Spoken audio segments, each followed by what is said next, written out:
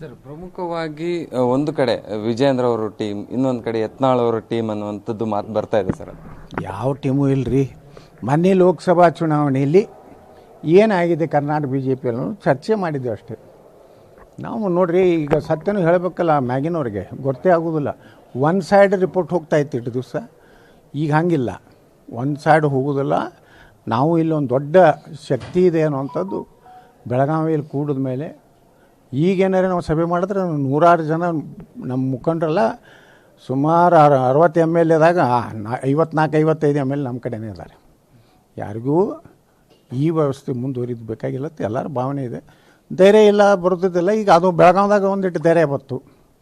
ಇನ್ನು ನೋಡಕತ್ರ ಮುಂದಿನ ಸಭೆ ನಾವು ಏನು ನಮ್ಮ ಹಿರಿಯರು ಏನು ಮಾತು ಕೊಟ್ಟಾರ, ನಾವು ದಿಲ್ಲಿ ಜೋಡ ಮಾತಾಡ್ತೀವಿ ಅಂತೇಳಿ ದಿಲ್ಲಿದು ಮಾತಾಡಿದ ಮೇಲೆ ಏನು ಮಾಡಬೇಕು ಅನ್ನೋ ನಿರ್ಣಯ ಮಾಡ್ಲಿಕ್ಕೆ ಕೂಡ್ತೀವಿ.